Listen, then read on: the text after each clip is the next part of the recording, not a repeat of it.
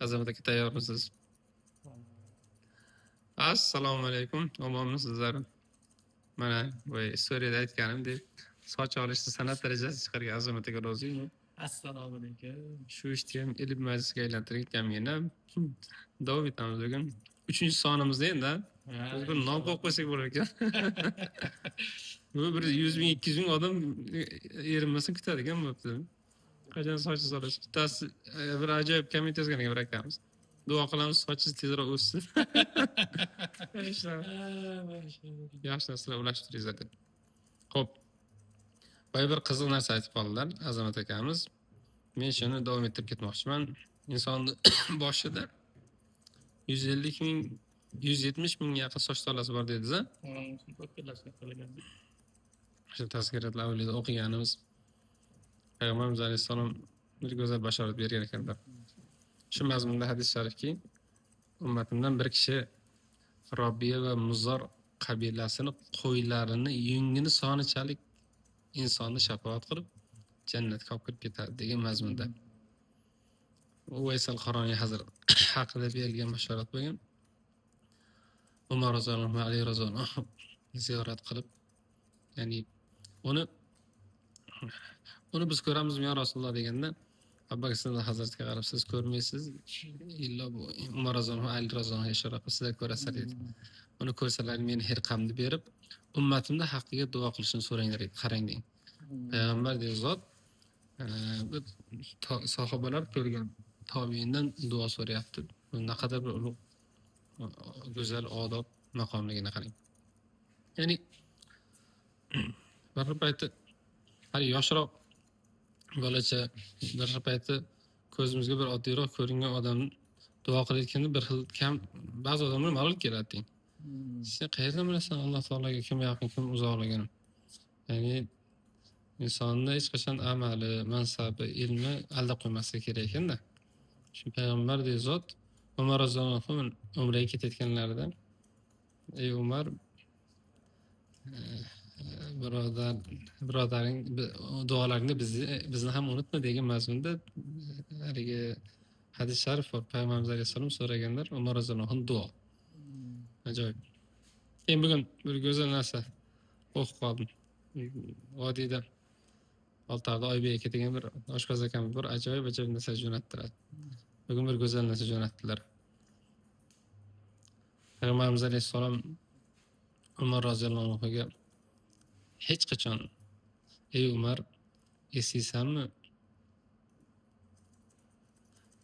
Bir vaqtlar meni o'ldirishga kelgan eding deb umrlarida biron marta yuziga solmagan dedi. Tushunasizmi? Yuzlariga biron marta solmagan edi. Eski ayblarni ochib odamlarni betiga solishlik, eski jarohatlarni yangilab shu munosabatni buzar ekanda. Uhud jangi haqida ko'pchilik alik qiladi.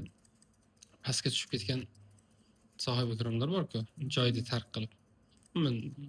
Jang tugab umrlarining oxirigacha shu paytda kim tepada bo'lgan, kim undan keyin pastga tushib ketgan tarix bilmaydi uni. Birorta sahoba ikrom agar o'rtada gap qochib qolgan payti sen o'sha paytda nimaga pastga tushib ketding deb betiga solmagan, hech kim haligi sirni aybni ochmagan. O'shaning uchun odamlarning aybini ochib birovlarga sharmanda qilayotganlarga bu aslida Payg'ambarimiz alayhissalom ulug'larda hech ham yo'l emasligi, odob emasligini eslatib qo'yish kerak. Men Uvaysal Qaroniy hazrat nimaga esladim desam, o'sha bashoratni o'qigandan keyin bitta qo'yda o'zi qancha jum bo'lar ekan qiziqib ko'rdim. Bitta qo'yda qancha jum bo'lar ekan deb. Taxmin qilib ko'ring-da, qancha bo'lishi mumkin? 400 mingta bo'lsa kerak, 400 mingta top. Yo'q, o'zi minchigina joyda bizni haligimiz juda siyrak. Aytyapsiz bir 150 ming 200 mingga yaqin bo'lsa. Qo'y u. Necha metr kvadrat joy? Men internetda qidirdim. 80 million 100 milliongacha ekan. Bitta qo'ydi. Yungini soni.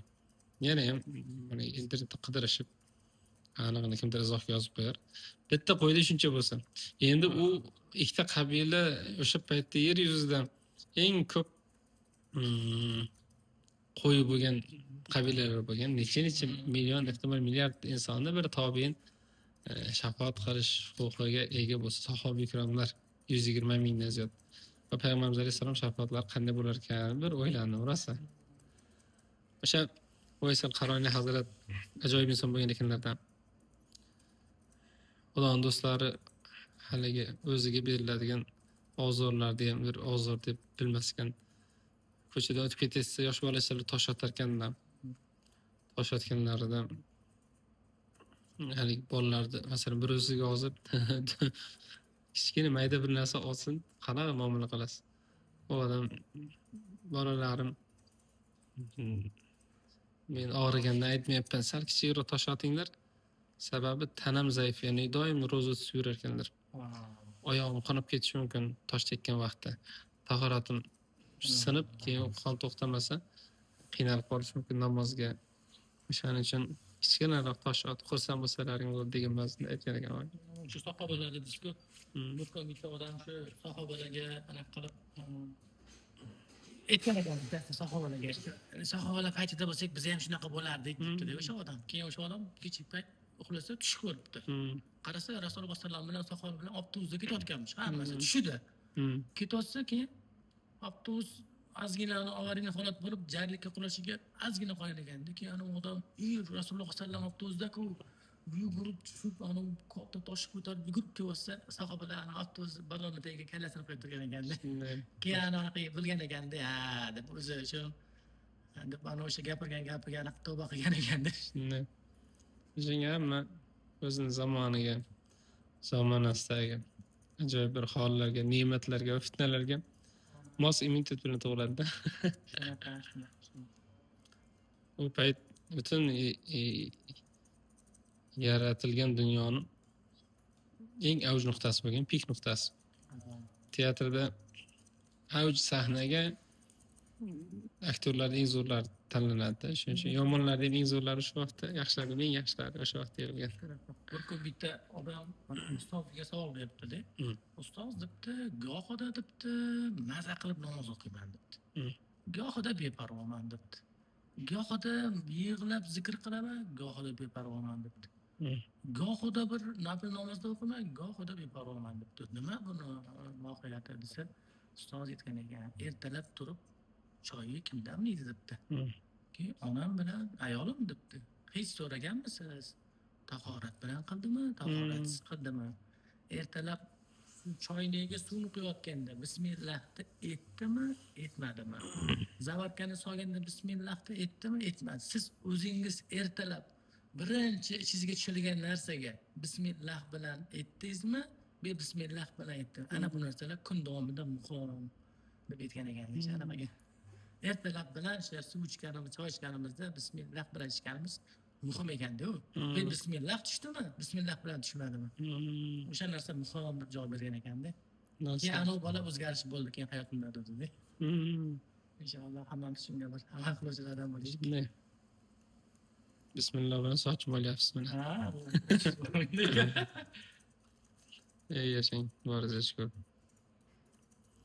Anaqa hojatga savol berganmiz-da. Rosa katta tijorat qilar ekan, yoshlar katta bo'lsa ham yengillikdan to'xtamaydi.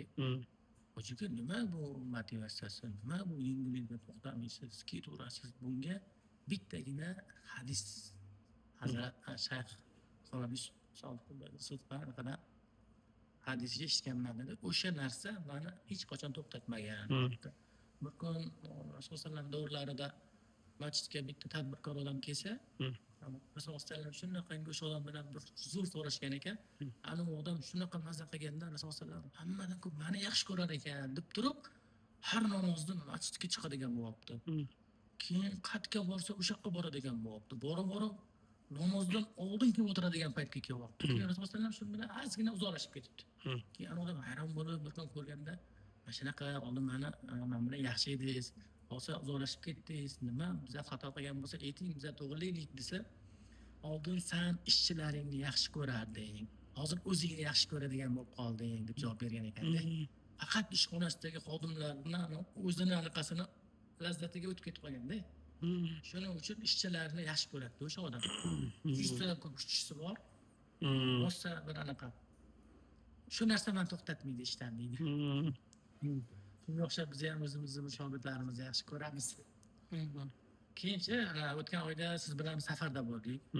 O'shandachi men bordim, birinchi kun 2 kun bo'ldi почти. Bir kun borib kuzatdim. Sizni kuzatsam shogirdlaringiz, ustozlaringizni rosa yaxshi ko'rar ekansizda. Ertasiga taqdir taqozodan ustozlaringiz man olib ketadigan bo'lib qoldi. Ular bilan ko'proq bo'ldim. Ular bilan suhbatlashib, gaplashsam, ular sizdan ham ko'p sizni yaxshi ko'rar ekan. Ulardan ham ko'p sizni yaxshi ko'rar ekan, gaplashib, anaqa nima buni mohiyati, nima anaqa.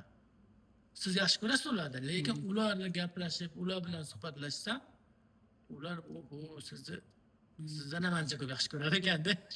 Rosa havas qildim. Rahmat. Rosa bir zo'r anaqa tasodif yo'lda ko'rishib qoldik-ku, ular keyin где-то bir 2 soatlik yo'lga men olib ketdi endi ular. Rosa gaplashib ketdik ular bilan keyin. Xudo sinasin borish. Ustozlarimiz, ota-onalarimiz salomat bo'lsin. Ay, biz rasto chetlarda yotgan temir edik. Shular bizni olovga solib, urib, tarbiyalab, tepaga osib qo'yadigan qilich qilishdi. Shunday. Ustoz shogird yaxshi. Lekin safar bo'ldi, mazza qildi. Rahmat. Menimcha eng ta'sirlanganim o'sha yerda o'sha kuni tasodifan janoza bo'lib qoldi. Bordik. Alloh rahmat qilsin. Juda yaxshi inson. Xoliyor aka degan odam ajoyib inson. Zo'r narsa oldim o'sha yerdan. Borsak, hammaga joy namoz beryapti. Yo'qmi? Qarasak, ichida 200 ming pul bor. Men qiziqdim. Shu yerdagilardan ahvolda nimaga bu 200 ming desam, bu mayitni nomidan ehson. Dedim, ana dedim men. Duo qil, hamma uni ta'sirlanib, rosa ko'p aniq qildi-da. Joy namozni ichiga hammasida 200 ming pul bor. O'zim tushdi endi undan. Shu mayitdan ehson ekan-da u. Endi u joyiga qarab urf o'zgaradi. Kimdir qurib yetgan qiladi. Bizning Baxmalda teskarisi. Bir joyda janoza bo'lib qolsa, borgan odam o'sha duo fotiha qilib, haliga o'tib ketayotganda biz pul beramiz, baxmalliklar. Uyda egalari bir chekkada bir odam turadi. Paket bilan o'sha odamlar ko'rish o'tayotganda kimdir 50 ming, kimdir 100 ming, kimdir 200 ming, kimdir 10 ming topganini berib ketadi. Shuni oldingi muftiy hazrat Usmonxon alim ko'p yaxshi ko'rib aytarkanlardan. Baxmalda zo'r odat bor. Shuni boshqa joylarga ham targ'ib qilishimiz kerak. Ya'ni bir joyda janoza bo'lib qolsa, odamlar shuni pul berib ketadi. Odam to'y qilaman desa, tayyorgarlik ko'rib, yig'inib qiladi-da, lekin o'lim so'rab kelmaydi. Birdan odam tap etib o'lib qoladi, oila tayyor bo'lmaydi. O'sha paytda hali yig'ilgan pul to'y ma'rakasidir, yo bo'lmasa ma'raka xudoga shu janozalar biz uchun tartibli-yu. Keyin joyda egasiga unaqa bir malol kelmaydigan qilib qilinadi. Lekin o'sha birdan yetim qolib ketgan bolalar necha oylik nafaqasiga ro'zg'origa rosa katta quvvat bo'ladi-da. O'sha bir ajoyib, ya'ni nima? Avval bir o'rislar ham ko'p yashardi. Dadam aytadi, bir o'ris bor edi, bitta janozaga ketyapmiz. Shunda hamma hozirgi pulga misol uchun 50 mingdan berib o'tib ketish kerak. Shu odat. Keyin haligi o'risga tushuntirdik, shunaqa pul beriladi, o'rtacha bilmay 50 ming. Unda mayda pul yo'q ekan, tasavvur hozir bir 100 ming so'm puli bor. Shuni borib turib 100 ming berib turib 50 ming sdachiday degan. Mana shunaqa. Bizdagi bor go'zal urflar dunyo bir chekkasi topolmaysiz teng. Ajoyib. Kesalarga o'shoqni gapirib berdikmi yo'qmi? Abdulloh ibn Umar roziyallohu anhu bir kuni uylarida yerda changga belangan holatda bir nonni o'shog'ini ko'rib qoldilar deydi. Olib turib, masalan yoshlikda biz bobolarimiz shunaqa enalarimiz shunaqa o'rgatgan, yerda o'shoq ko'rsangiz nima qilasiz? Nonni bo'lagan ko'rsangiz nima qilasiz? Siz cheki yo'q qo'yasiz. Olganda ham qana olasiz. Ixlos bilan olasiz. Ya'ni aksariyat odamlar masalan yerda non ko'rib qolsak, olib o'pib ko'zimizga surib olib qo'yamiz. Shuni o'rgatishgan. Hali olib changlarni artib, shu yerda xizmatkor bo'ladi. Mana chekiga olib qo'ygin dedi. Keyin o'sha kun roza tutgan bo'ladilar, nafl roza. Abdulloh ibn Umar hazrat.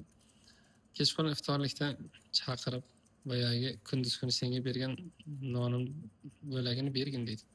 Ya'ni shunday. Hazrat men qo'lingiz tegdi tabarruk deb yeb qo'yibman uni deydi. Shunday aytgan ekanlar-ki.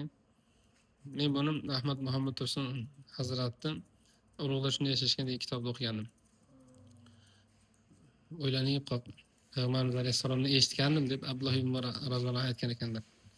Kim yerda yotgan non o'shog'ini olib yesa, ya'ni isrof bo'lmasligini mazmunda yesa, o'sha o'shoq qorniga yetib borguncha Alloh taolo uni hamma gunohini kechiradi deb. Shunga ixlos qilib bermoqchi edim. Senga nasib qilgan ekan. Endi Xudo hamma gunohini kechirgan odamni men qanday ishlataman, ketaver bugundan bo'shsin degan ekan. Endi qarang, masalan, biz yoshlikdan mana shunga amal qilib yashaymizda. Biz O'zbekiston, mana Mo'g'ul devoridan Tojikiston, Qirg'iziston, Qozog'iston, Turkmanistonlarda juda bir hozir ilm oxirgi 100 yilda biroz ko'tarilganday o'sha voqeliklarni asl mohiyatini yo arabiy matn yo san'atlarini bilmasligimiz mumkin, lekin biz uni ichida yashaymizda. Shunisiga xursand bo'laman. Isrofgar emasmiz, Xudoga shukr. Kattalarga odobimiz bor, ixlosimiz bor. Bo'lg'ish hozir yosh kattalar nima desa gapi o'timli, oilalarda fayz baraka bor. Xudoyim shuni ko'tarmasin iloyim. Butun dunyoda hozir ilm yaxshi taraqqiy topyapti-yu, odob tarbiya degan narsa go'yo ko'tarilayotganday, bir qiyomatga yaqinlashayotganday. Xudoyim shu sekinlashtirish uchun biz shu odobda mahkam turishimiz kerak. Shans aytadiki, qiyomatda tarozida eng katta pallasini bosadigan inson Husnul xulq deydi. Go'zal insonlar. Shunaqa go'zal xulqli odamlardan qilsin bizni. Rahmat. Yurang o'xshab o'tib maniki pamit to'lib qolibdi, tiq etib o'chib qolmasin dedi. Shu o'chgancha gaplashaveramizda. Bu berdinga men aytib bermoqchi bo'lgan narsalar bor. Kecha bir rosa bir go'zal voqea o'qib qoldik. Men yarmigacha o'qib, chaloq olib ketib qoldim. Mashinada ketyapti, shogirdimizga o'qib qo'ying oxirigacha dedim. Bahlul Dono degan odam o'tgan. Harun ar-Rashid ko'p yaqin bo'lgan ajoyib inson. Ko'pchilik u kishini devona degan, lekin avliyo odam bo'lgan. Bir mashhur voqeasi bor, shuni eshitgansiz. Bir kuni kesa taxt bo'sh bo'ladi. Yugurib kelib sakrab chiqib o'tirib oladi. Keyin u yerdagi saroydagi mirshaplar ko'rib qolib turib, "Ey, sen nimaga bu yoqda podshohimiz taxtiga o'tirib olding?" deb turib, shuni tortib yerga tushirib uradi rosa. Urganda keyin rosa yig'laydi-da. Yig'lab o'tirsa Harun ar-Rashid kelib qoladi. "Ha, Bahlul. Odamlar urganiga yig'layapsanmi?" desa, "Yo'q, sizni holingizga yig'layapman" dedi. "Nimaga?" O'zi bir necha daqiqa o'tirganim shuncha kaltak yedim, siz necha yildan beri o'tiribsiz degan ekan. Tushunasizmi? Ya'ni mas'uliyat masalasida. Ikkita odamga rahbar bo'lgan odam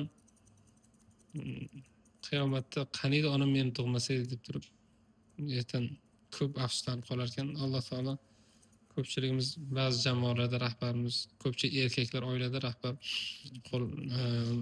jamoadagi ahli oilamizni so'ralamiz, yuzimizni yorug' qilsin, qiyin erkak kishiga juda qiyin. Alloh o'zi quvvat bersin, tavfiq bersin. Bahlul Dono Bag'dod ko'chalaridan ketar ekan deydi. Yosh bolachalar rosa toshbo'ron qildi deydi. Qarang, ular kuchi yetgan.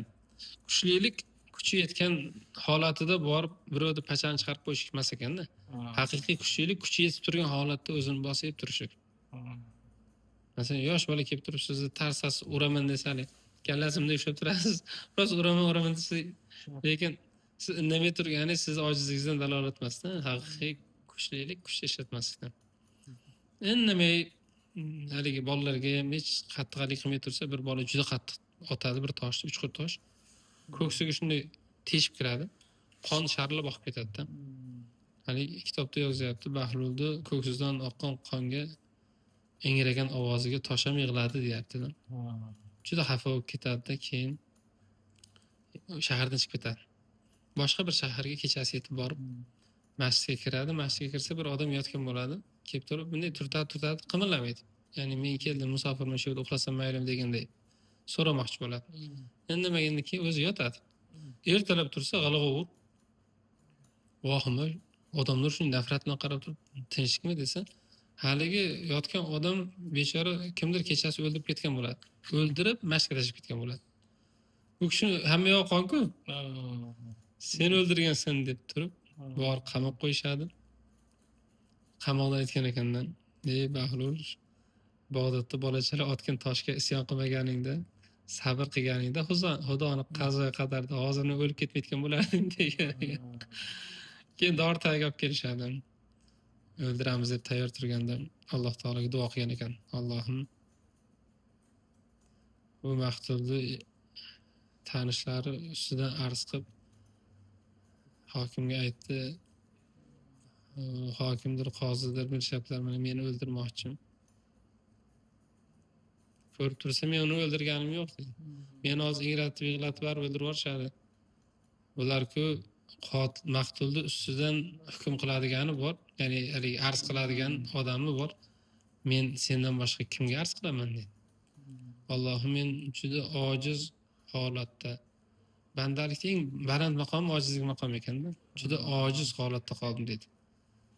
Ya'ni o'zing agar menga bir quvvat bo'lmasang, najot bo'lmasang, o'ta holim xarob deb juda mutlaq o'zlarini faqirliklarini ko'rsatib duo qiladi. Shu paytda tayyor, endi oxir o'ldiramiz deb turishganda jamoatdan bir yigit to'xtanglar deb otilib chiqar.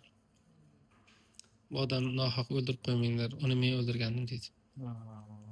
Keyin vaziyat oydinlashadi. O'zi hokim, shaharda hokim Bahldona hazrati necha yillardan beri ko'rmoqchi yurgan bo'ladi. Ya'ni shu qadar haligi insonlarda nafrat ba'zan ko'zini ko'r qilib qo'yadiki, o'zi istab turgan, necha yillardan beri izlab turgan odamini ham ko'rmay qoladi-da. Keyin so'rab, kimsiz o'zi, nima qilursiz degandan keyin otim Bahlul degandek pichoq olib, hokimlar ehtirom qilib qoladi. Shuni haligidan so'ragan ekan, sen shu o'lib ketayotgan joyi edi, sen joning omonda qolayotgan joyi edi, nimaga chiqib turib aybingni tan olding desa, bir sher ko'rindi ko'zimga, og'zidan olov chiqib turardi.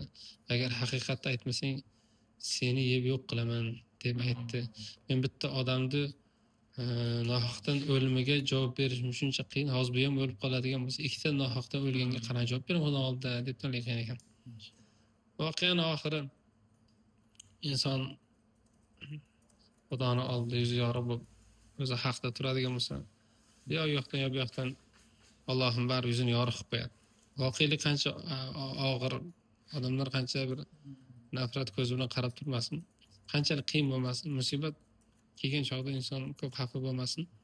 Allohdan kelgan bir go'zal sovg'a, hadya deb bilsin, ko'tarilishga bir yangi bir imtihon deb bilsin. Alloh taolo bir bandani bir maqomga ko'taraman desa, har qanaqasini ko'tarar ekanda, ba'zan uni amallari yetmay qolsa, sinov jo'natar ekan va sinovga sabr bilan ko'tarib ketar ekan. Prosta ko'p mana mashhurlar. Hozirgi masalalarni anaqalarga guvoh bo'laman. Nada uydamiz. Shom yazgina qolgan. Bitta 15 yosh bola. Tanishim edi. Srochniy qaytaradigan bo'lib qoldi, adasi telefon qildi, bilet olish kerak. Bilet olgan, internet yaxshi tushunadigan bola edi. Tirs oldida internet gruppalarida qaradi, bilet arzon bilet topdi. Keyin ular aytdiki, tezroq o'zi 3 ta bilet qolgan, tezroq pul tashamasang anaqa bo'ladi, tugab qoladi dedi. Keyin ana adasiga aytdi, adasini ham o'sha raqamga puli bo'lmagandan keyin akasi ishxonasidan keyingi oyligini olib bunga tashab berishdi. Mana shu prosta guvohman. Keyin tashab berdi, ana karta berdi, tashadi. Pul tushish bilan blokka tiqib yubordi. Mana shu anaqa mashina ko'rib chiqdi gruppada. Endi ana u bola endi men nima qilaman deyapti. Yig'lab Allohga ko'zimni oldi, men olib o'tishga harakat qilyapman. Qani edi men shu pulim bo'lsa shu bolaga berardim. Men o'zim rosa uch borganman. Yig'lab men o'ptolmay sen pul ishlash uchun qamading. Bir rostdan adangga yordam qilish uchun arzonroq versiyasini tanlading. Shu yozilgan ekan endi, mayli endi deb o'tirman, yig'lab namoz o'qiyapti. Shu bilan uni kvartirasiga meni o'rtog'im borishga, men borishim kerak. Shomni o'qidik, qutonni o'qidik. Keyin u charchab ketdi, meni yig'laganini ko'rib. Keyin o'zing olib keta qolsana dedi, men dedim, o'rtog'immi dedim. Xo'p dedi, ikkalasini ko'rishtirib qo'ydim, bir tanimaydi. Keyin ketdi shu bilan. 2 kundan keyin o'rtog'im bilan ko'rishdim. Dedi, ana palonchi dedi, jani egilib qopti-ku dedi. Ha, mana shunaqa men dedim, guvoh bo'ldim, rosa dedim. Yaxshi ish bo'lmadi desam, ana nima bo'ldi degan ekan, mana aytib berdi. Shatta ana sharoit yaxshi deb o'rtog'im kizib berganda, bo'ldi o'zingni qaddingni tutib, men senga hadya qilaman, men beraman desa, ana akajon rostdan mangami deb Alloh taolo 2 soatda o'rin to'ldirib qo'ydi deganda. Shunday. Tasodif ertish shunaqa maza qildi, bir kishi kun ekan eshitib. Ana bola siqilib qolgan, yig'lib, ana holi qolagan. Alloh taolo bir pasda o'rin to'ldirib qo'ydi deyishadi. 2 soat nari Qubtondagi shunday ko'rishdik. Bo'ldi ukam debdi. Rostdan mangami deb ana o'shuni xursand bo'ldim. Qarang, Ajoyib narsalar bo'ldi. ota-onasi uchun 2 marta xizmat qilgan savobini olibdi. Haligi o'rtog'ingiz ham sharaf qolibdi. Yerda yutqizgan faqat mashinlikdan. Gapirdi. Hayotda shu faqat moddiy biz yutdik deb o'ylaymiz, ertan Shunaqa. bitta birovni haqqini nohaqdan bir zarra yegan odam deydi. Ustozlarimiz aytardi. Nohaqdan bir zarra haqqini yegan odam 700 ta qabul bo'lgan namozni o'tib ketib qoladi unga deydi. 2 yillik masalan bomdod deb o'ylaylik, 700 ta. Zarra nima desa, mana shu quyosh tushgan payti chang zarrasi ko'rinadi, unday nurida. O'shani bir donasi zarra bo'ladi. Men tasavvur necha yuz minglab yeb ketayotgan haligi. Aynan shukrlar zarata ko'p telegram. Hozir o'sha har xil APK fayl jo'natib, O'zimizda ham ochib mana ko'ring. yaqinda shunaqa bo'ldi. Bolalar safarga chiqdi. O'zimizni bolalarda ham bo'ldi. O'shaning uchun men aytardimki, shu kimni nomidan yozsa ham telefon qilgin menga degan narsani juda qo'yish kerak ekan. birov nomidan menga pul kerak bo'lib qoldi, tashlab qo'yasiz, va hokazo deb Shu o'shanga telefon qilib menga degan narsani tasdiqlab. doim shu. Biz o'zbeklar ishonuvchamizdan o'sha hali sud qarori, to'ydagi rasmlaring bir narsa bo'lib keladi. Kimlardir iPhone bo'lsa uncha emas, lekin Android ishlatadiganlar haligi o'rnatsa bo'ldi. Polni Androidini haligi ishlata olmaydigan qilib, kartasi ulangan bo'lsa pullarni yechib olib, juda bir Xudo insof bersin ularga. Ham dunyosi ham oxiratini kuydirib yuboryapti. Bu ichki ishlardan, kiber xavfsizlikdan rostalik qilishadi. Targ'ib qilishadi. Iltimos shunday ishonmanglar, bankdan qo'ng'iroq qildik, SMS aytib yuboring desa, qilmanglar. Endi buni ham 100 minglab odamlar ko'radi, millionlab odamlar ko'radi videomizni. Eslatib qo'yaylik. Pulli masalada aytganingizni tasdiqlashni haligi telefon tasdiqlab olish kerak hozirgi. Sun'iy intellekt zamonida yomon videolarni ham yasash imkoni bor hozir. Boshqa videolarni ham yasash imkoni bor. Yana qizig'i bolalar safarda edi. O'shida ham safarda edim. Bilyapti-ku ular. O'zimizni bolalar tashlab qo'yganda bilmayman. Hamma. Xullas yarim soat o'tib ketdi gaplashganimizga. Yuklashsa ayting necha gigabayt o'tib ketadi voy. Bo'lsa men 1 soatdan gaplashaveraman. Inshaalloh yana bir oydan keyin ko'rishamiz, xudo xolasa.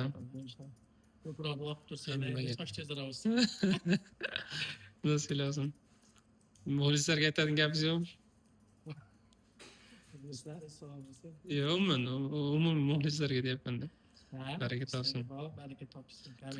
Men erinmasdan har bir izoh o'qib chiqaman deng. Lekin javob berishga jismonan ulgurmaysiz. Rosa xursand bo'laman. Ya'ni shu bir go'zal suhbatlar qadrini biladigan odamlar juda ko'p. Men ham safarga chiqsam ko'p o'qiyman, YouTube'lardan o'qib chiqdim-da. YouTube'dagilardan o'qib chiqdim. Rahmat shunchalik inshaalloh. Farzandlaridan Abu Hurayra roziyallohu anhu o'xshagan, Oysha onamizga o'xshagan, Hatice onamizga o'xshagan farzandlar yetishib chiqsin. Inshaalloh o'shalardan. Rahmat. Sahih hadis ko'p biladigan. Rahmat. Hammaga rahmat.